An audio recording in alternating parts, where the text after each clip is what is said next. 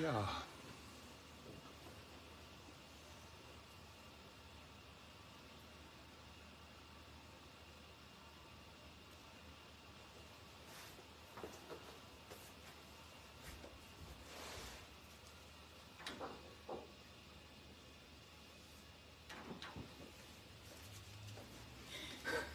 Quite noisy. That. That was nice. So that was a good first lesson. If you can change something, then you change. Just in case there's some misunderstanding if I talk about allowing and accepting. Yeah. There's enough stuff going on which we can't change. Yeah, today we will continue to explore peace with a cause and peace without a cause, peace without a reason. And starting with peace with a cause, using the progressive paradigm, the progressive path, which says something like, I'm not in peace now, what can I do to get there?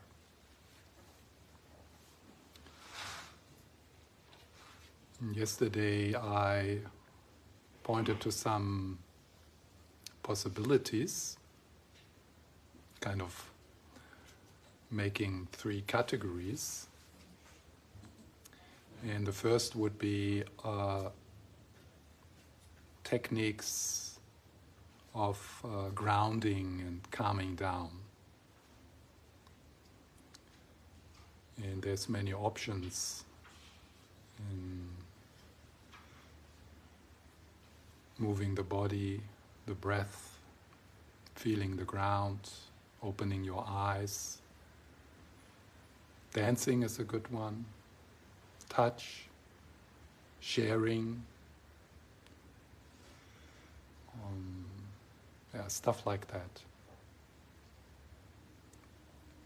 Taking a walk, putting your cat onto your lap, playing with a child. So, different things we can do to ground ourselves in the present moment.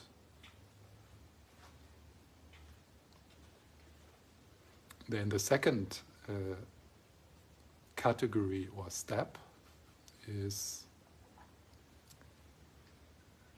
gladdening the heart. And that has two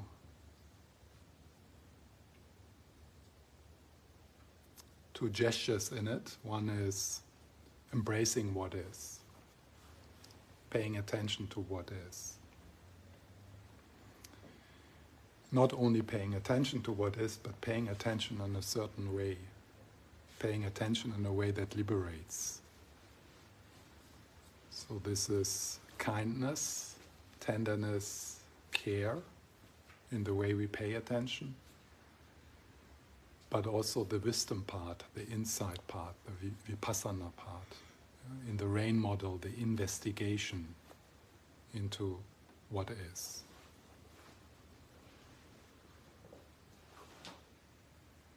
So embracing and then gladdening the heart by watching a Facebook cat video or contemplating what you could be grateful about. Counteracting or balancing out the negativity bias. Yeah. One of our inner prisons is that negativity bias.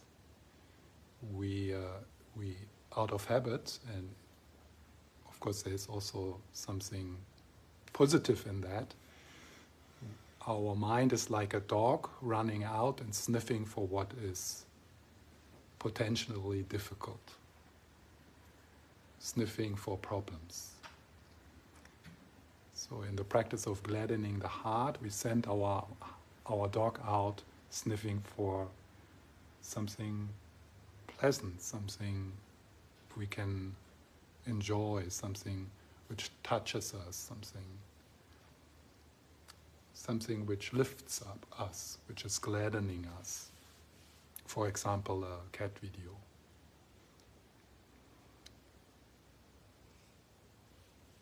And so these practices, obviously they are manipulating the content of our experience, and we need to do them, or we can do them,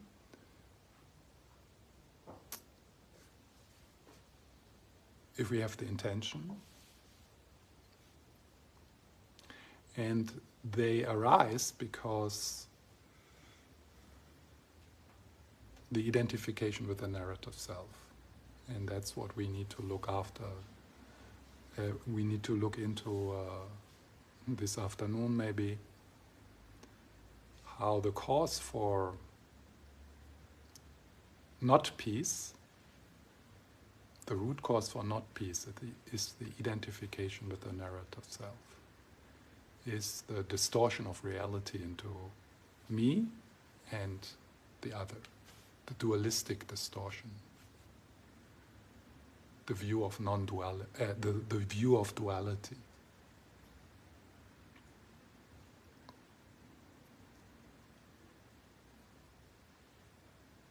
So in the beginning now, the first quiet sitting, I will emphasize a bit the practice of grounding in the present moment, gravitating towards present moment awareness.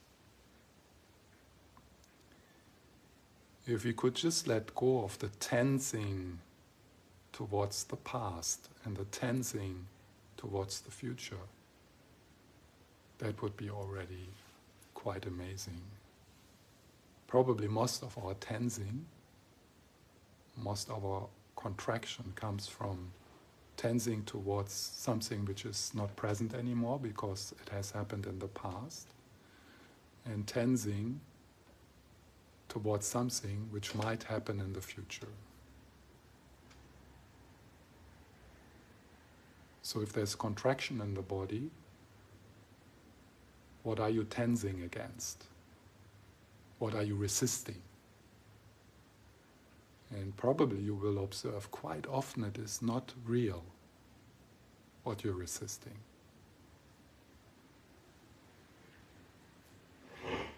I mean, can we all agree upon that this, if there's something as like reality, if there's something like reality, that this is it?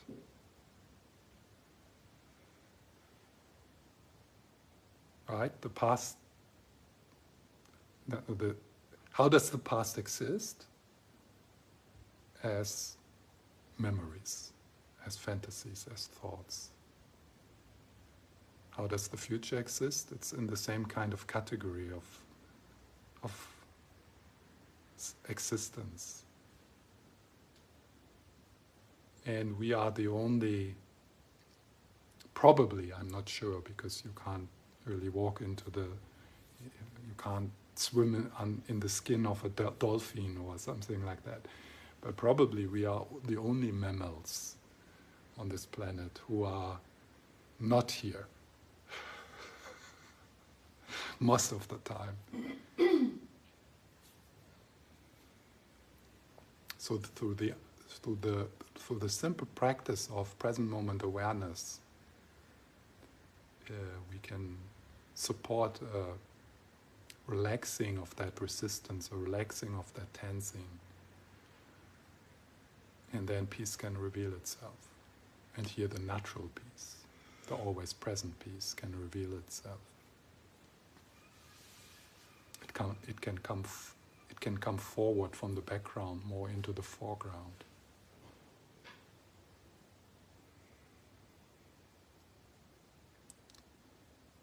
So let's take time to arrive and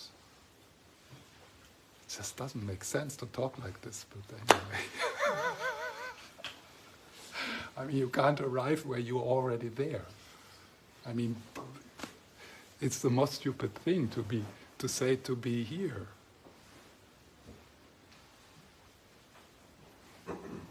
It's already happening. Anyway, let's come to the present moment.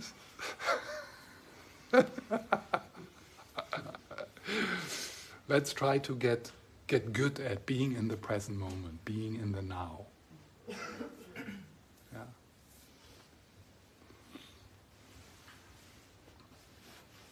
And the posture might be helpful to adjust the posture, so there is relaxation, but also some kind of alertness, some kind of presence.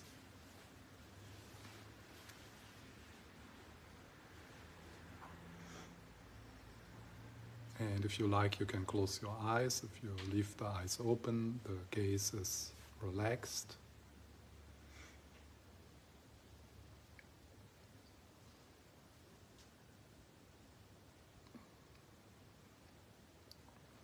And you allow the shift to happen, the shift from the doing to being. And part of that shift is also a shift from the head into the body.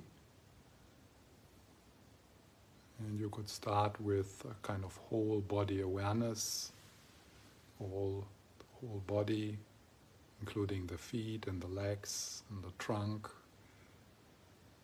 arms and hands and head.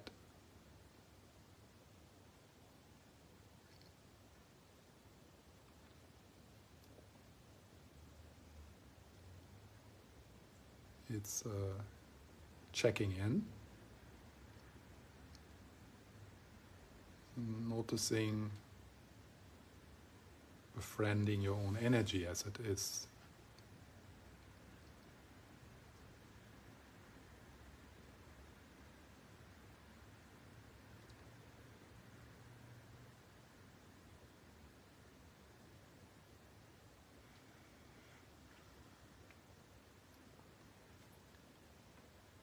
All senses are open.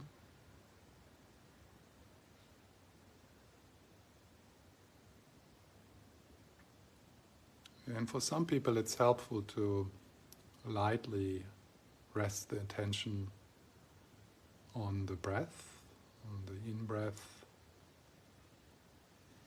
You can also breathe in a bit deeper and a bit deeper out. And there's a sense of sliding with the in-breath into the body.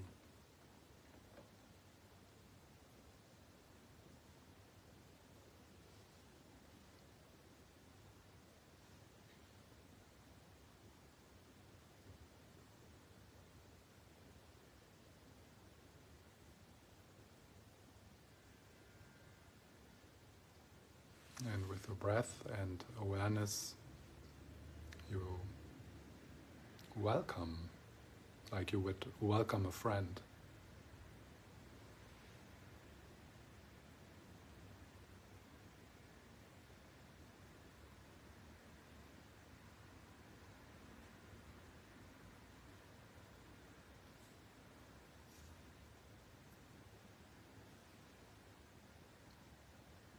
With the out-breath, giving space, softening the belly and the shoulders, a bit as if you are sighting.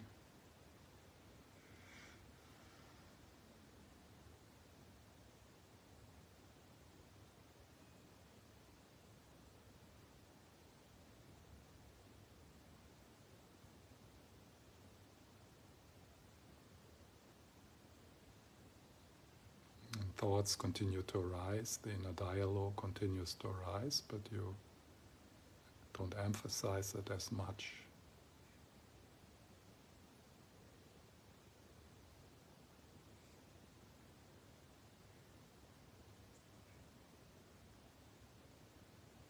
Present moment awareness.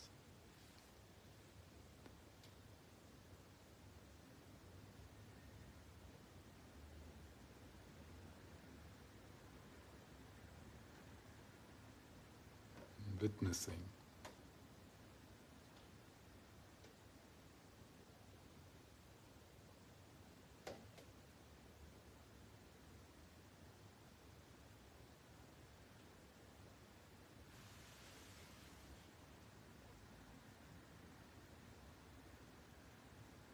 And if you get hooked or entangled in a dialogue, in the mental images, you unhook.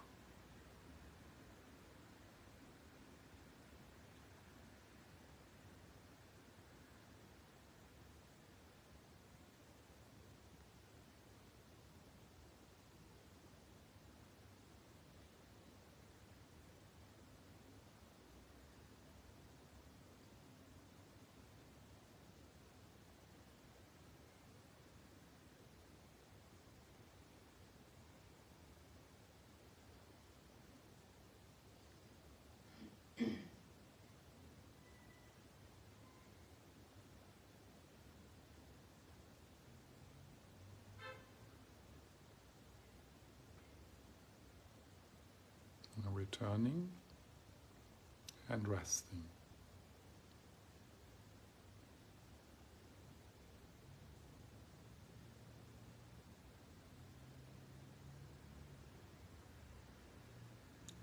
Looking and resting.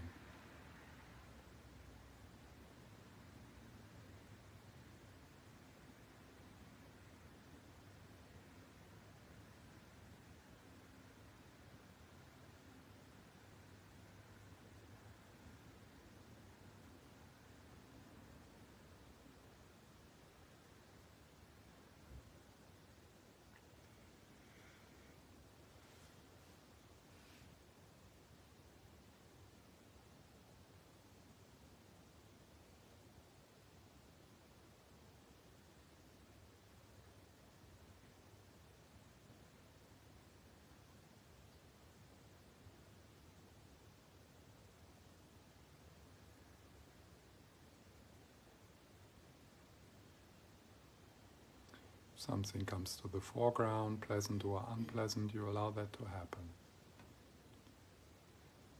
Just noticing, bringing presence to what is.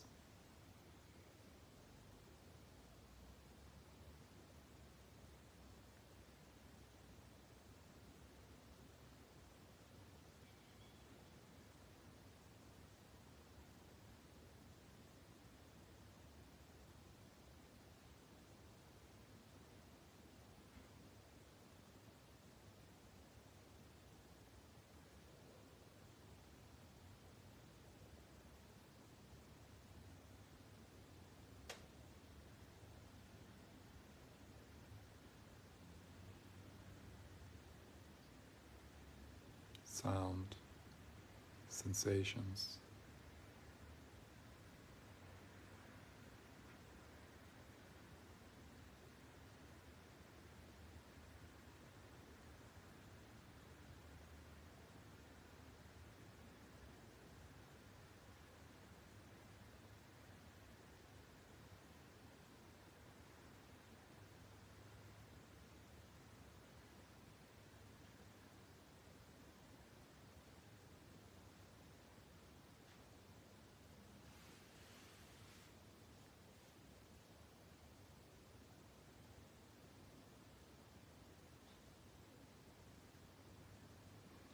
Noticing which parts of your experience pull you in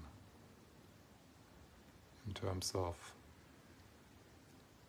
trying to manipulate them or try to make them stronger or weaken them. And you just make a backward step into the witness.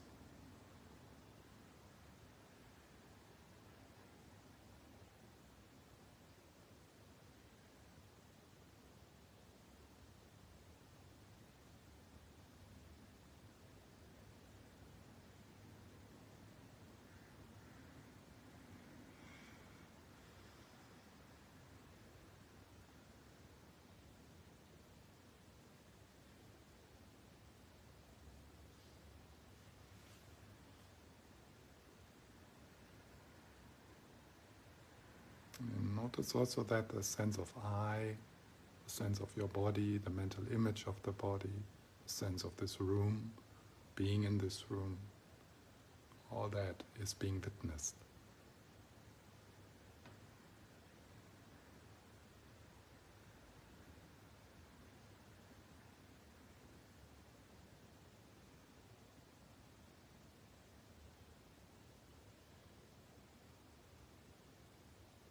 If there's things from the past bleeding into this moment, it's being witnessed. If there's things from the future bleeding into this moment, it's being witnessed.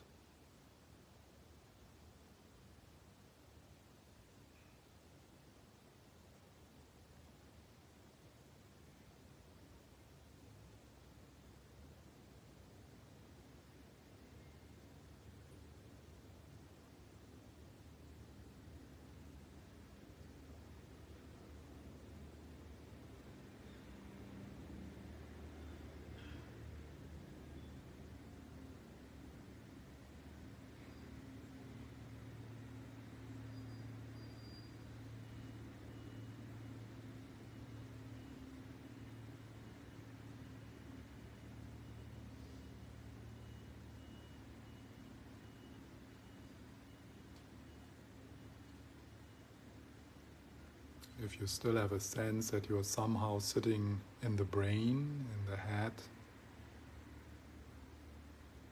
see if you can relax that notion.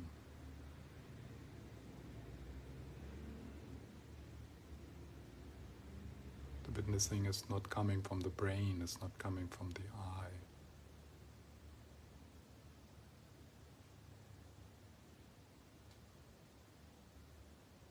The eye, the brain is being witnessed.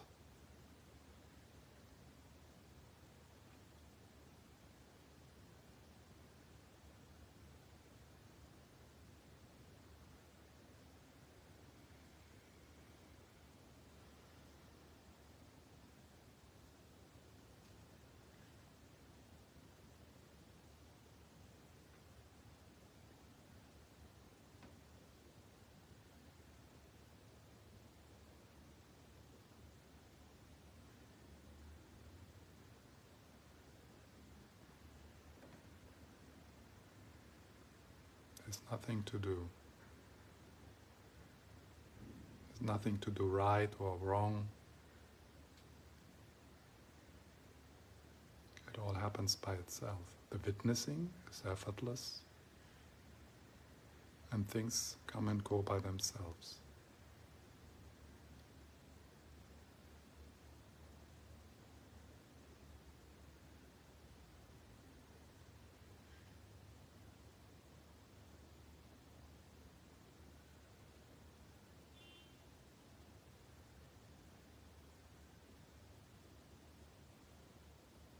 If you feel good this morning, then you witness that. If you feel rotten, then you witness that.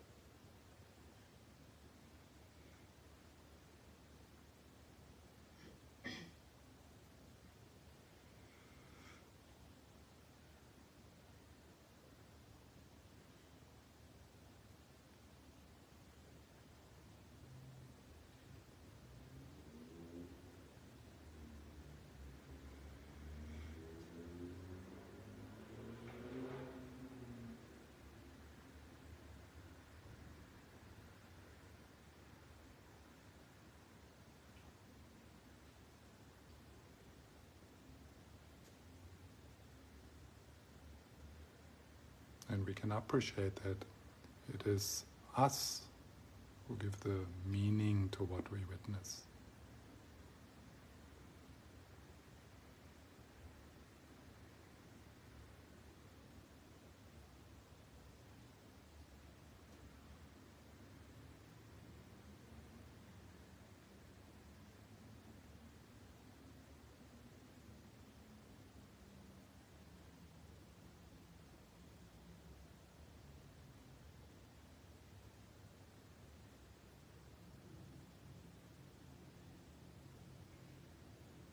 And the meaning giving can be witnessed.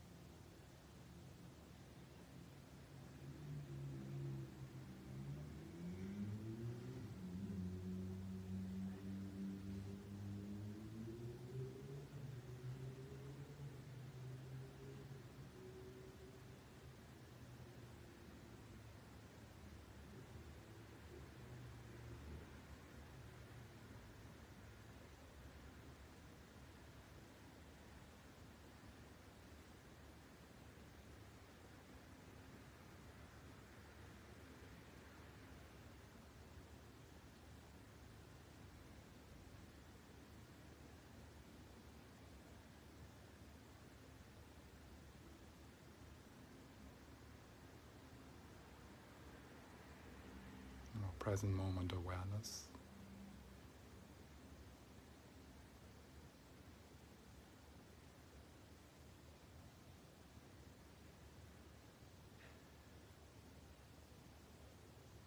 And then rest.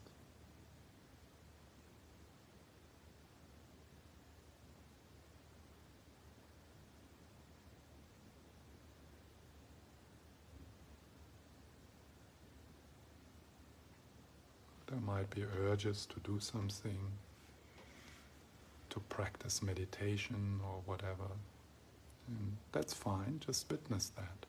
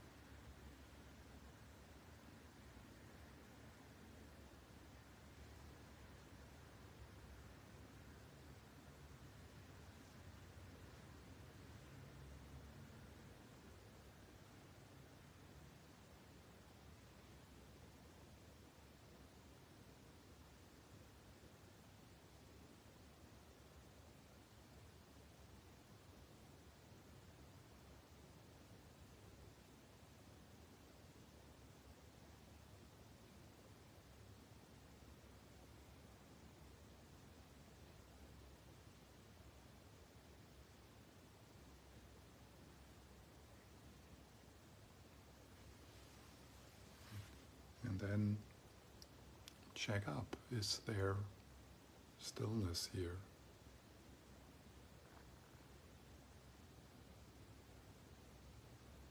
Is there space here?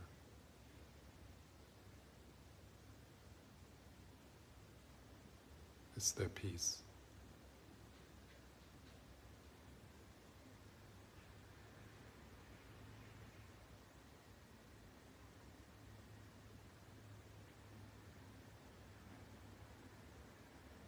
Yes, there are the cars, they're driving through, but is there also stillness? Space, peace.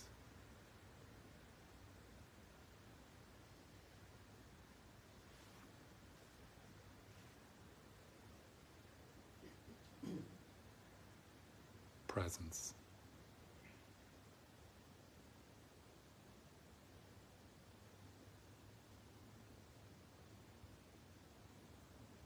And then you rest.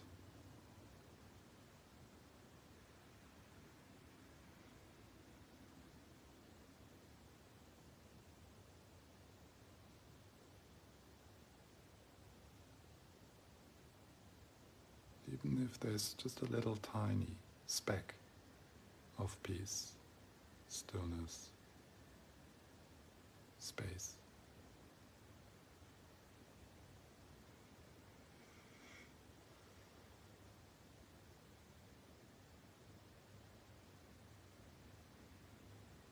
Presence.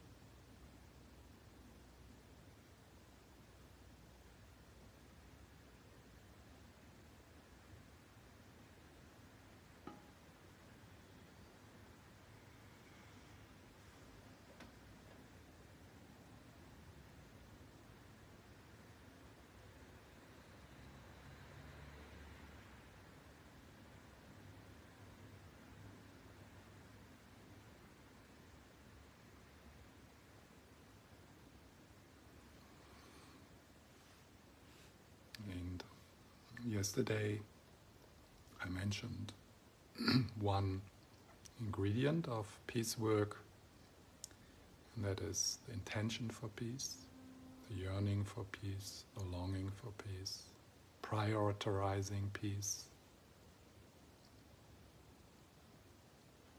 And I invite you to connect with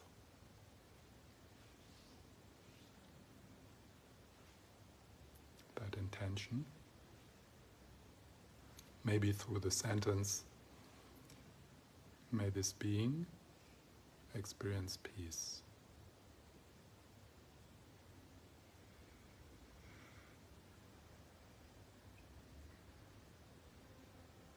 May this being experience peace.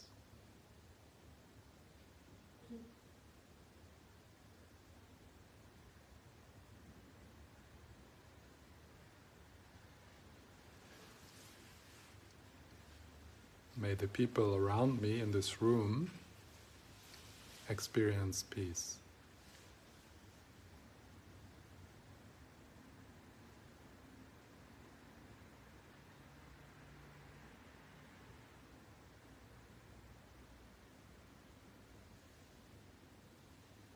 May my husband, my wife, experience peace.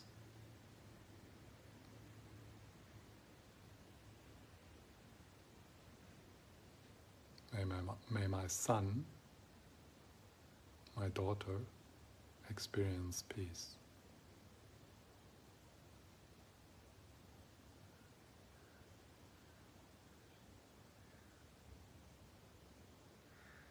May this being experience peace.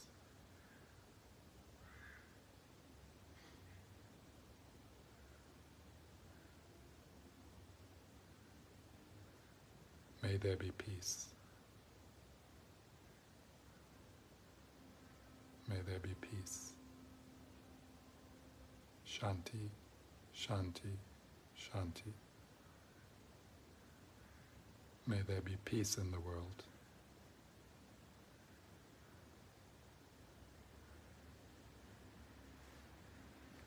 May this being experience peace.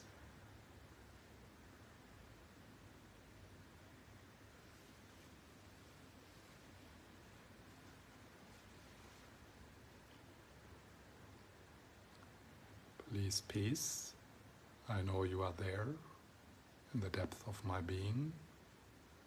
Reveal yourself.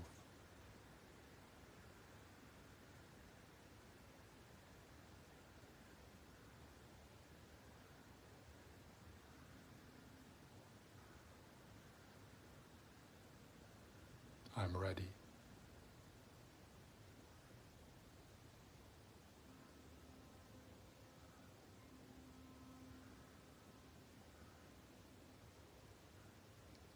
I'm calling upon peace.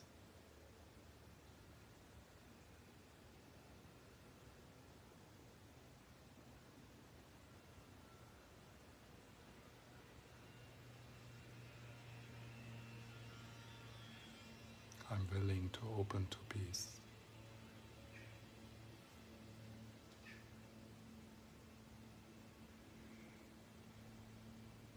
May there be peace.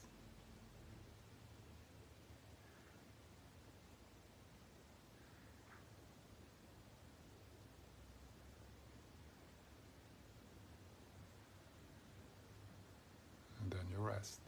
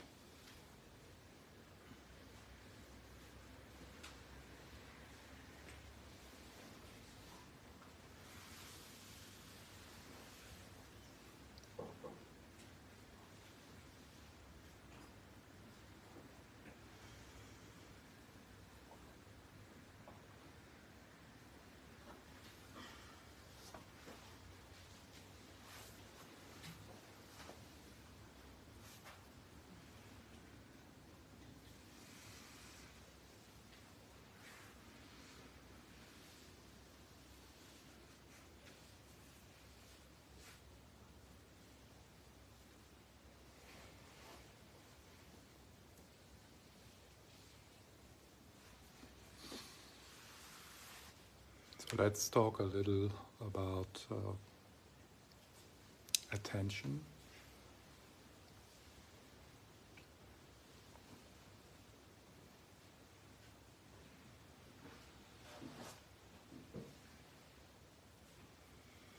Awareness of what you pay attention to.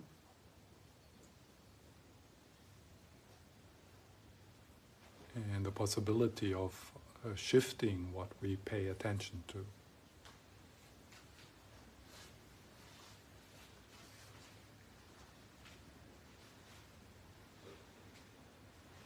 This is one of the skills of meditation practice, a skill you start to discover, to direct your attention.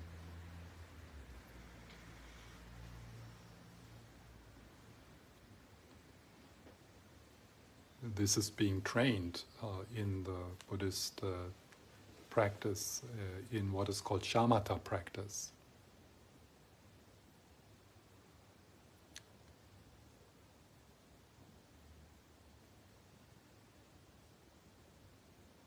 Maybe it's helpful here to use a model from Buddhist psychology of the mind,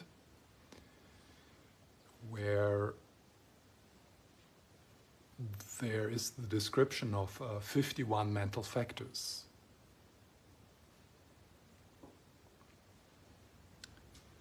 Which are different capacities within the mind.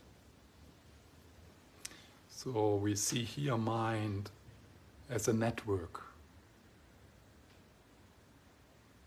A bit like one would see the mind as a family, also the so-called internal family system. One could also talk about inner voices, different inner voices, sub-personalities.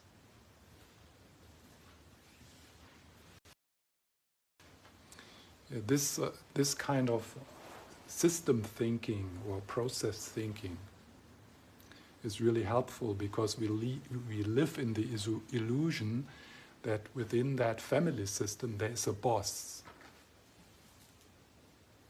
which is me. There's the kind of the control center, which is me. So that would mean I can make a decision about what I pay attention to.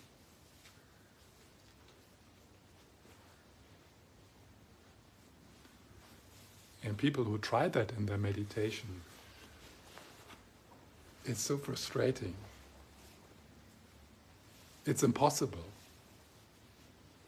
because there is no control center. There is no I who can say, yeah, I just pay attention to what I'm grateful for, and I will do that for the rest of the day. Easy peasy. Everyone here, listening up. Little girl, the negativity bias team, the addicted team. You just shut up. I'm in control.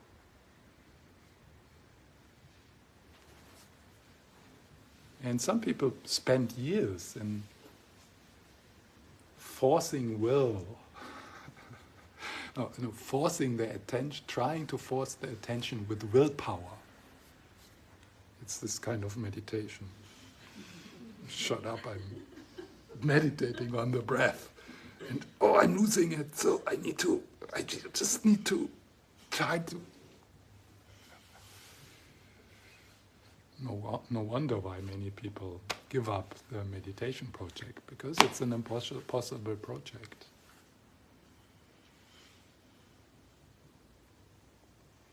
So we need to be more skilled in gently bringing the attention team in contact what is important. And figuring out, so how can I make this system to stay engaged what really matters.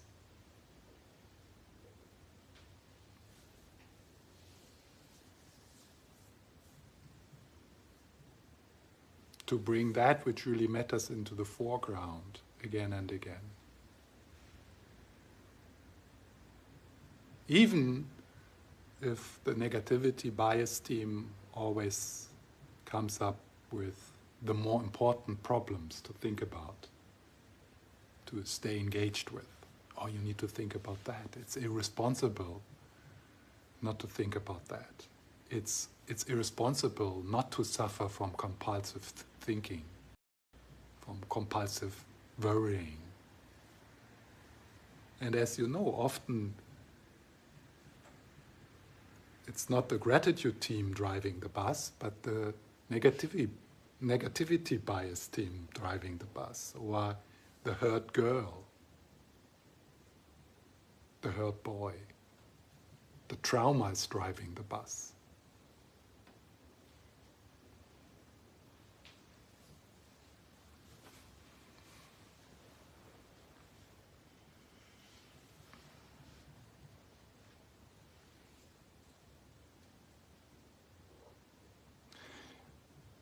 So when we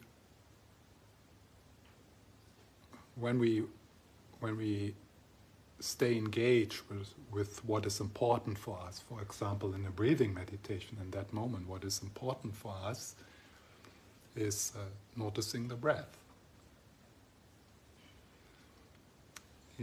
What is good to appreciate is paying attention to what is important to you in a given moment does not mean that everything else disappears.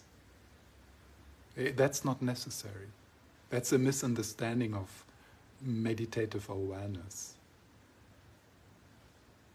It's a myth like that meditation is, okay, I have that which I stay engaged with and nothing else.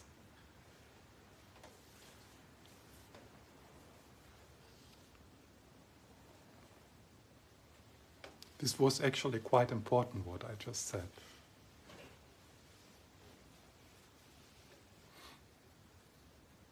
So let's imagine this room is my internal family system. And you are kind of the knots of that system. Of course, it is not like this, so they are not really knots. Everything is interconnected with everything else. But just, as a map. So, like there's my hurt boy over there, and there's memories, there's a discomfort in my body, and so on. Yeah?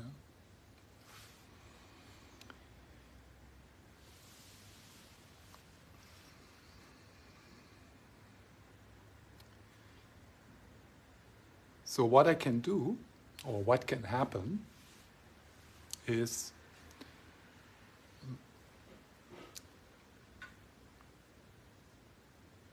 I can bring one of you into the foreground. I will use you. So I bring Charlotte into the foreground of my awareness, and I start to stay engaged with her.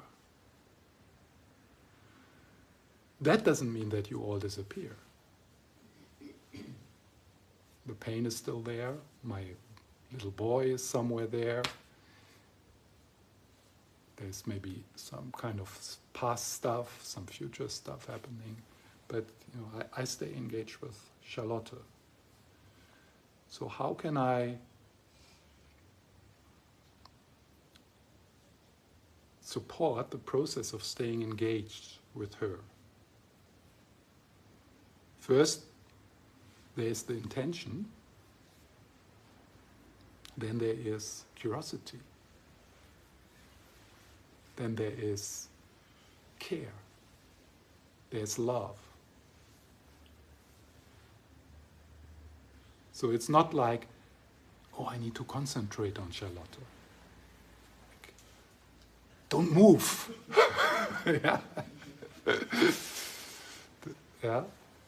So, and then what happens is, yeah, sometimes I get kind of caught up a little in something there, and I notice it, and my curiosity, my love, my care, which I need to nurture. So first, I need to nurture my curiosity for humans, if it's not like natural to me. I need to nurture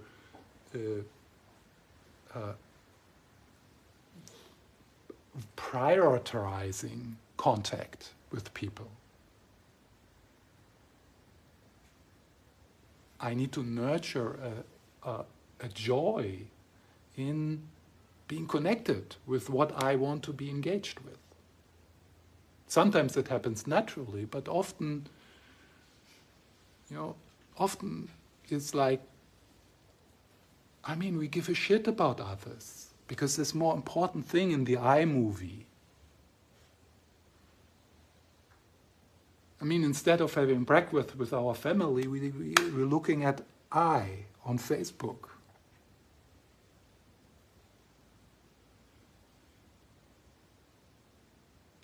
Do I want to do that? Is that really what I want to spend my attention to?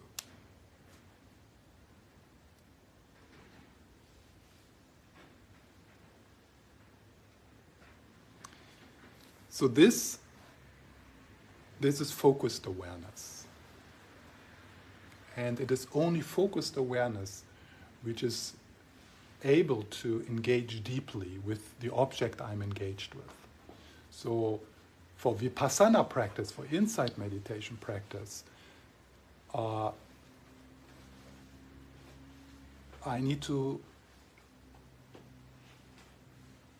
bring something into the foreground. So like right now, I can't investigate I hardly see you. Yeah? I know that you're there, but I can't figure out, are you doing well, or, so, and this is called peripheral awareness. And I don't need to close it. I don't need to, yeah? So there's the cars, yeah? But my system right now, this system right now keeps the connection with Charlotte into the foreground. Not because not with discipline, but with, as I said, with curiosity, with the reward of the richness of being connected with someone. It's a completely different thing, as if she would be the breath, and I would I should meditate on the breath, and so there's a playfulness, an effortlessness in that kind of engagement.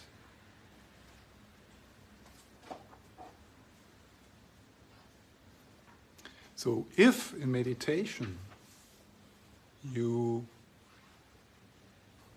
have understood the process and the benefits of being able to pay attention to what is important to you, choose an object which you can fall in love with. So choose something which is precious to you and make it even more precious. I can make Charlotte more precious, by putting she's a human being, and so on and so on. Through reflection, I can nurture that. I know I can read, if I need that, I can read a study about the healing power of empathy, the healing power of connection. And all of that can become part of a natural, effortless longing to stay connected with Charlotte. And probably now, for the rest of the day, I can't let go of her.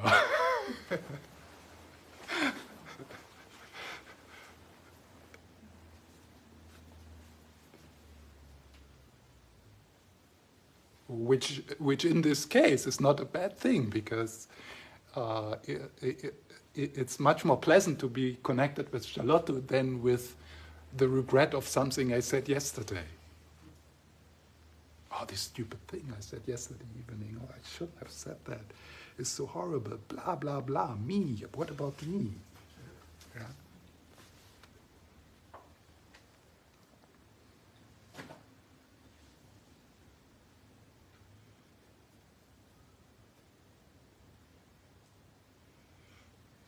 And that, to cultivate that capacity to stay engaged, and also the capacity of being aware when you are not engaged anymore. Introspection, that's called the mental factor of introspection. So this is something we train. So we train the introspection team.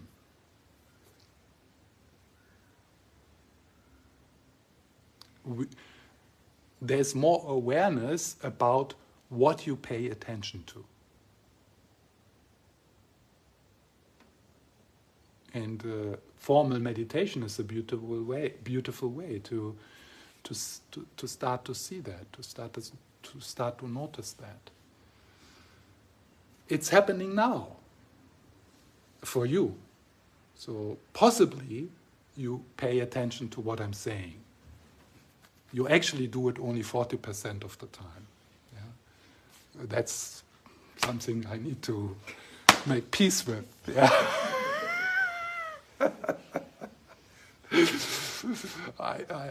I just hope that this doesn't happen at the same time, you know, because yeah. In particular, those who have some experience with, and I guess we all have that, some experience with how to listen to lectures, how to listen to teachings.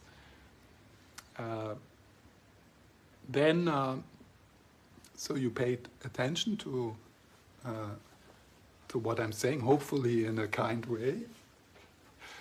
I mean, hopefully for me.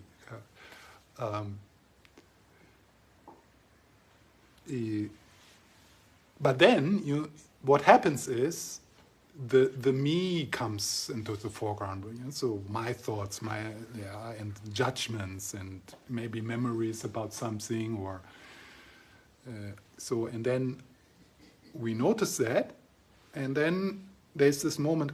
What did he say?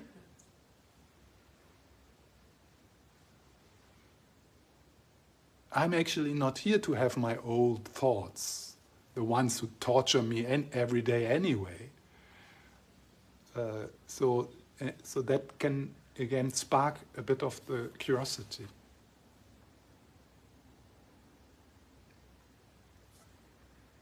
A bit of presence.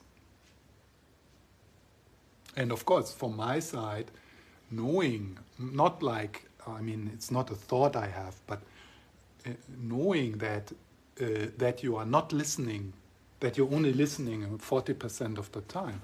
Of course, I'm trying to kind of catch you. Yeah? I'm trying sometimes to break the bubble of me, what about me, my thoughts.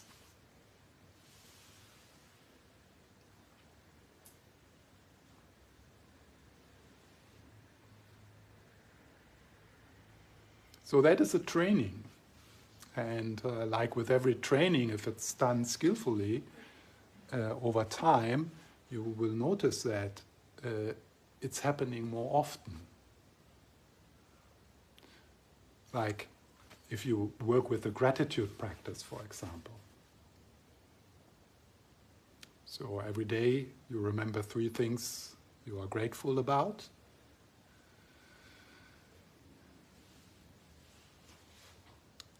And you pay attention to that. You feel that.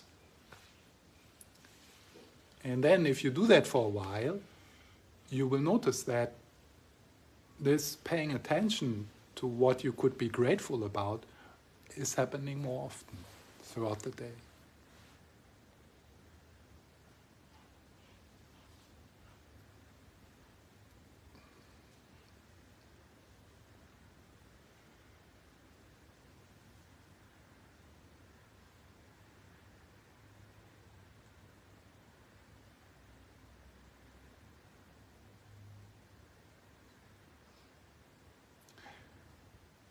Is there any questions, comments,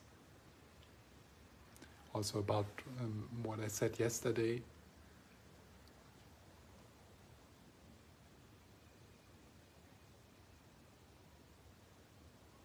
Some doubts you have had after the conversation, after the talk yesterday, or something you would like me to move into?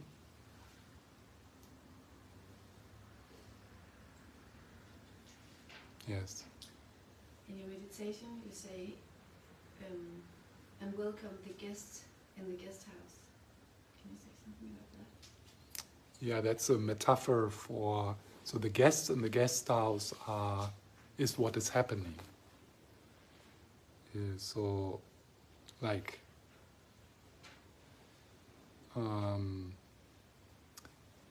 so one guest is that I feel some tension in my back, there's some tightness here, there is some thoughts about breakfast, there's the sounds of the car, so,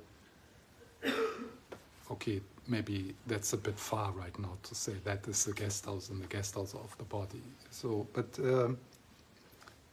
it is this practice of cultivating a sense of welcoming to what is in the present moment. And the guest house is like the container of all of that.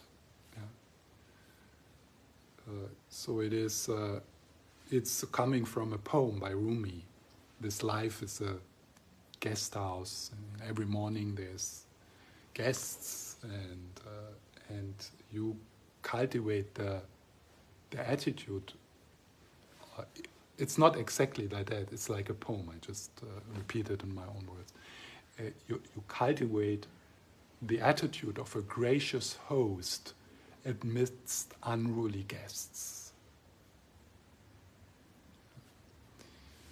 And this practice of, so it's the practice of embracing, a practice of accepting, allowing. And this is based on an insight in the Buddhist teachings, which is that suffering comes from resisting what is. This is one of the sentences you can explore like for 20 years. And probably you will, it's like a journey with that sentence. Like, you can go deeper and deeper with this. And this is not like a dogma to believe, it is something to check up. So, if it is true that suffering comes from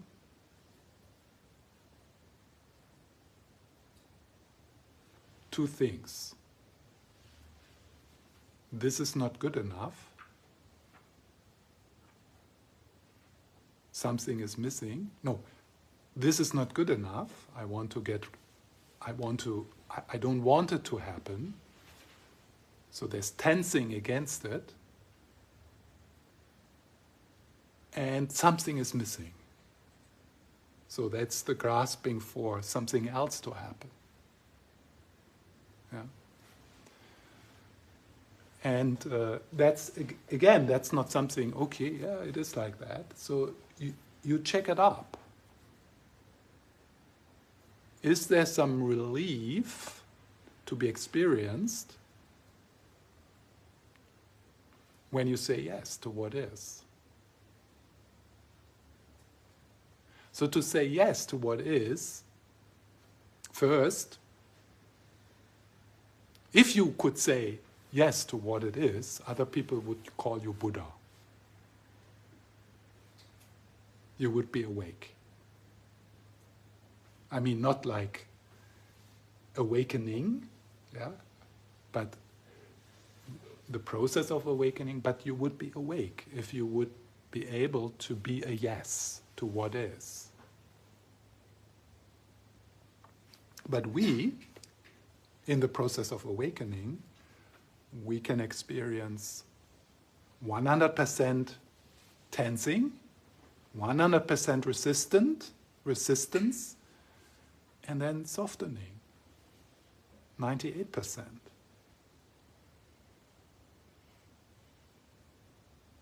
And then you know yourself in your own experience. Wow, I'm on something here. So if I open to this a little, I suffer less. So could I open to it even more? And even more.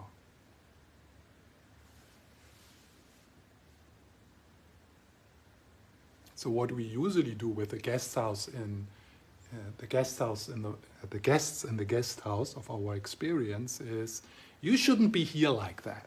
You shouldn't be here. Out! I don't like your smell.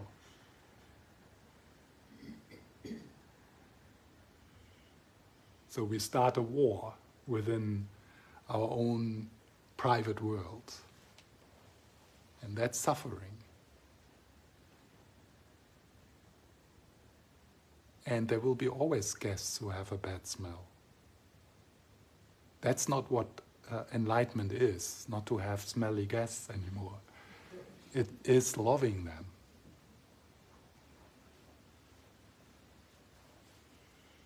Yes? I was thinking yesterday you said that this is meaningless. Yeah. All of this.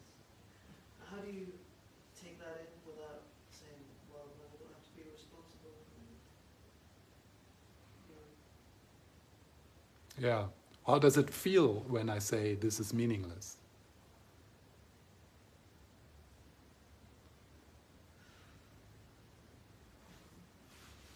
You don't know.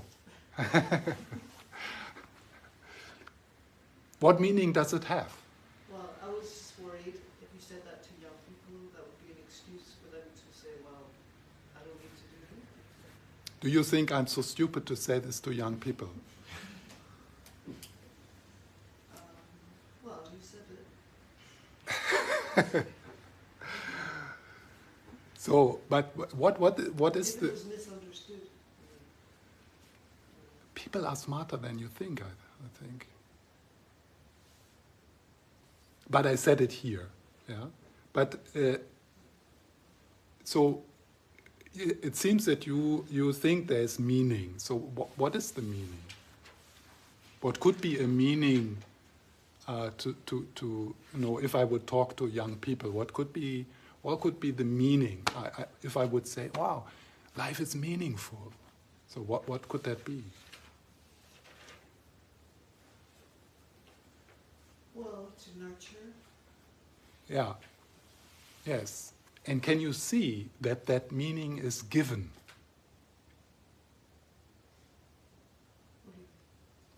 That meaning is given by you.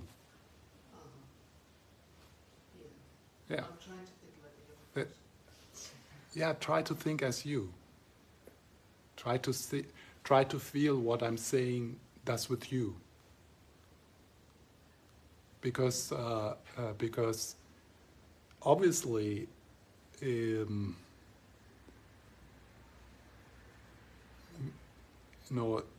different contexts, what is being said is heard differently.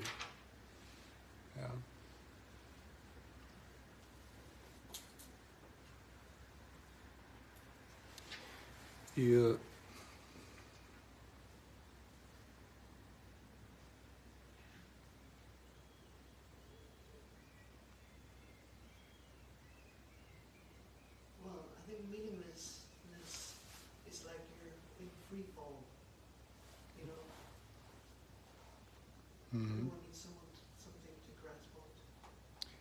Yeah, that's right.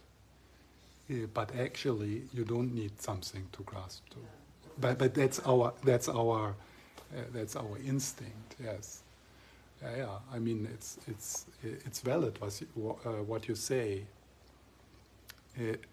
When I came across this meaninglessness first time, I was about 15, and it was amazing because it empowered me. And it was in the writings of the existentialists, Camus and Sartre. It was like amazing. I saw that I am responsible for giving meaning.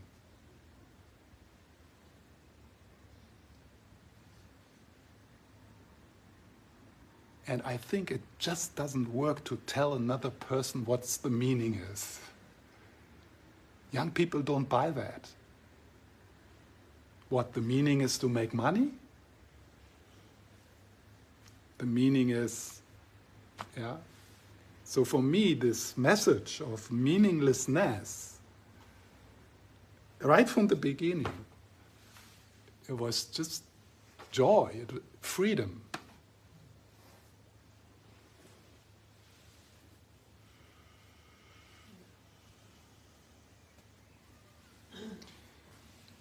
And I mean, for me, saying kind of a bit dramatic, I said it also a bit dramatic yesterday, yeah? Meaninglessness. It's also, it's for me, I'm saying it also to confront, to startle, to make a dialogue like we have now possible. If you listen to a few of my teachings, then probably you will hear that I talk a lot about, bodhicitta, what's the meaning of life, precious human life, and stuff like that. So that is also there. Yeah.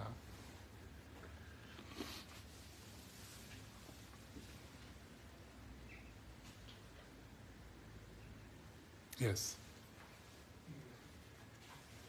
Isn't there something that's prior to the meaningless? Yes, meaninglessness in that sense is to give another meaning. It's the meaning of meaninglessness.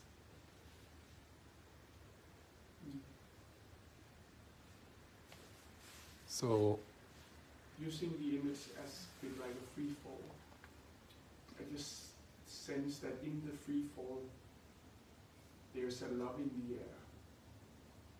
It's just like it's not an empty vacuum. that's a story. It's a nice. It's.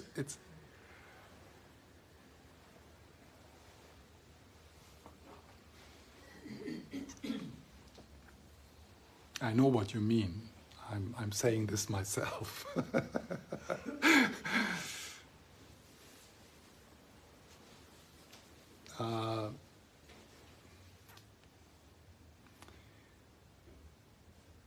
Right now, in what makes sense to me, right now it doesn't make sense. It doesn't make a lot of sense to me to describe that which is prior. It is undescribable. So even if I would use words like unconditional love or essence love or Buddha nature,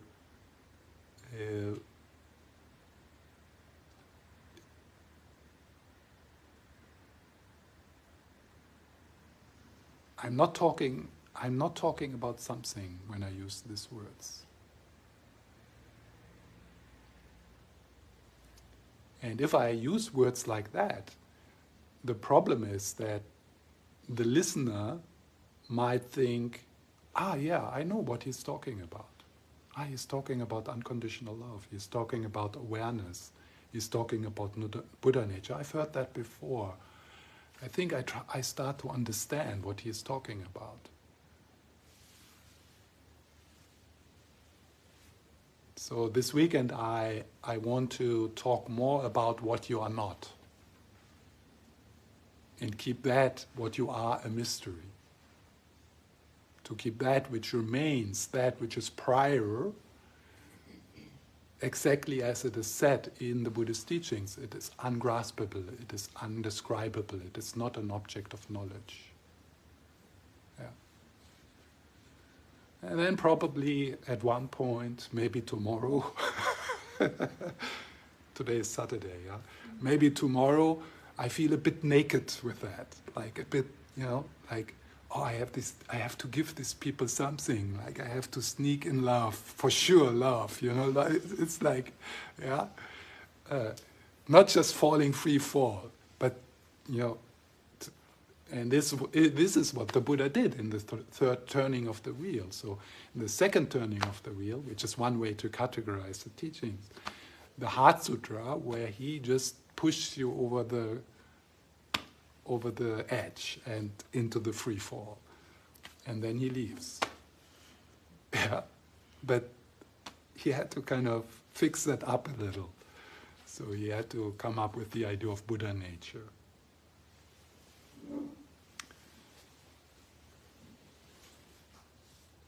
Maybe one could say, now probably what we are now talking about is a bit over the top. But I will come back to the peace without cause. Yeah. So that you take something from this weekend. Yeah, something you can do, something where you feel, oh, this is helpful. I have understood something. That's also good.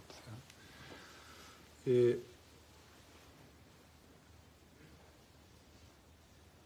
Maybe right now I would express it more like that. In the free fall, there is a response to. Do you know what I mean? There is like a response, and that love, that response could be described as love.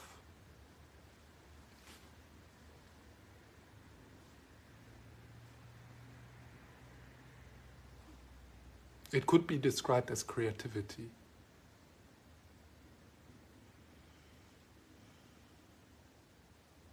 Because in that free love, in that free fall, there is openness, there is freedom, there is nothing to hold on to, there is nothing to protect.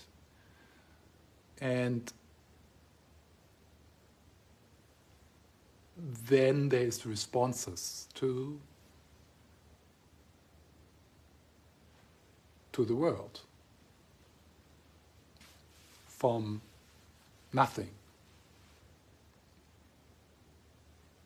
And these responses, they are usually more loving, more creative, more joyful, more peaceful than the responses which comes from the identification with the narrative self.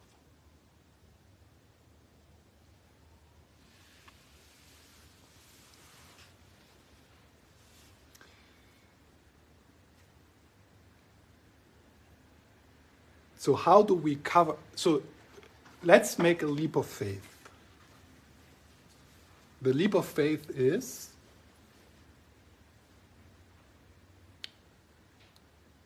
the truth of this moment is peace.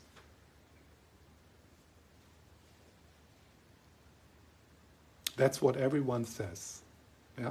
I mean, I could spend the whole Saturday and Sunday to quote Buddha, Jesus, Bob Marley, I don't know who. Yeah. So this is not like, I mean, I'm quoting here not the most stupid people in each generation. No, these are quotes from smart people, wise people. So I think it's quite safe not to just push it away and say, well, this is stupid. I mean, how can anyone think like this? Yeah, but the Dalai Lama thinks like this. So maybe it's worth considering.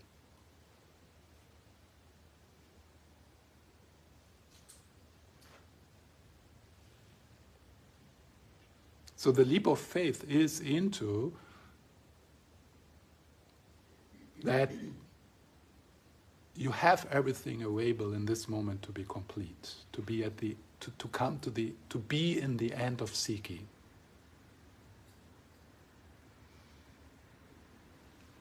Obviously, the narrative self disagrees with this. The narrative self tells stories of, no, this is not good enough, and there is something in the future. If I attain that, then I will be peaceful, then I will be whole, then I will be home.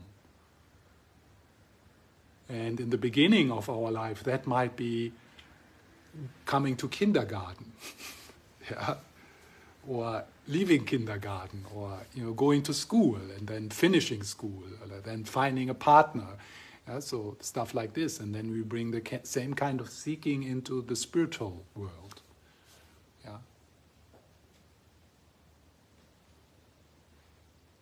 So that's what the narrative self does. It covers up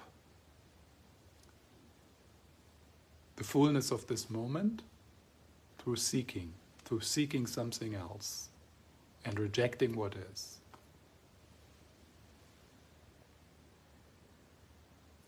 So a good beginning is to become aware of that, to notice.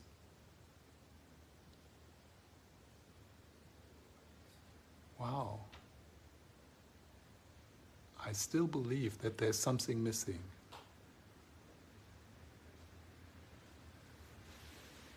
I still believe that peace is possible if I get rid of this, and if I have that.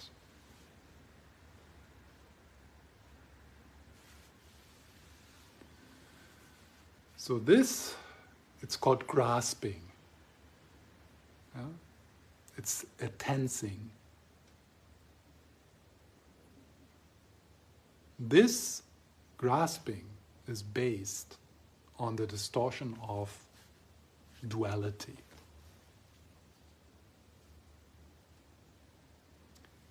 It is based on the identification with the narrative self.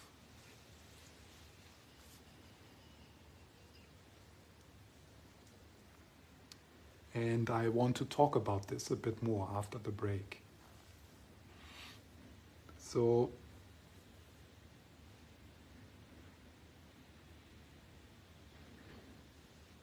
if you haven't heard this before, I mean, probably you all have heard it somewhere, not something like there is no self, there is no... Yeah, so probably you have heard it. And it could be that you have just disregarded it, like as a strange idea or as something which is too complicated, or it's just philosophy that doesn't help me in my life, or something like that. Or you have tried to understand it and it didn't make sense, and then you just dropped it. But please, don't give up on this. And maybe what I'm going to say after the break will not make sense at all, and you think it's so stupid. Just don't give up on this. Because this is something, the insight into no self, it's something you can do. There's something we can't do anything in describing or getting into natural peace, into primordial peace. It's grace. It's a mystery. Nobody has figured out that. But what we can do is we can become aware of what we are not. That's something we can do. If you are scientific oriented, look into neuropsychology. There's a beautiful book by a neuropsychologist called No Self, No Problem. And it's written by a materialist. So you don't need to have some kind of idea of essence love or awareness or anything like that. If your worldview is this is all made from matter and it's all by chance, then still you can see that there is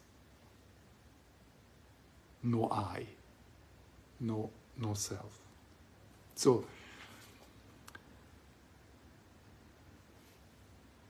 for the break, before the break, just to mention a possible misunderstanding here. So this self, which is refuted, which is being realized as non-existent, it's a very specific self. So we need to become clear what is actually that which is refuted. Because what is not refuted is habits, personality, thoughts, feelings. That's not refuted. That would be so stupid, right? If I would say there is no self, and I would imply with that there is no personality, there is no character, there is no thoughts, there is no feelings, there is no memories. Obviously not. That would be the stupid message ever, because you would immediately say, hey, no, of course. There is characteristics, there is habits, there is the internal family system, there is thoughts, there is memories, there is feelings. I mean, who could ever believe that message? There is the appearance of all these things. Yeah? So that's not what no self means.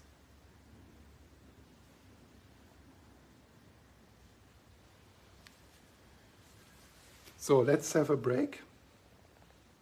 We have 15 minutes, and then I will probably lead a bit of a meditation, starting that identification of the object of refutation, it's called in Buddhist philosophy. Identification. So there is a thief in your house. Yeah? In the guest house, there is a thief. And this thief really undermines your vitality and joy and your presence. And in order to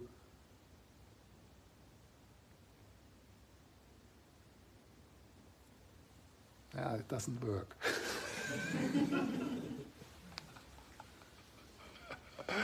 So what is important is to be able to identify the thief.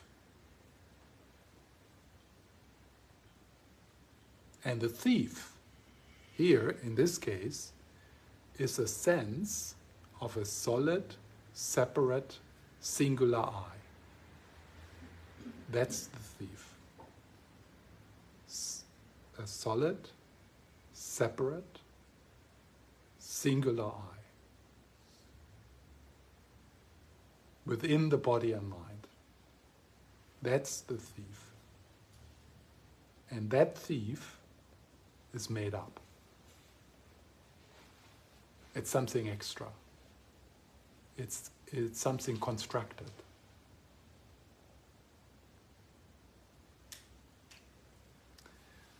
Okay, so let's have a break.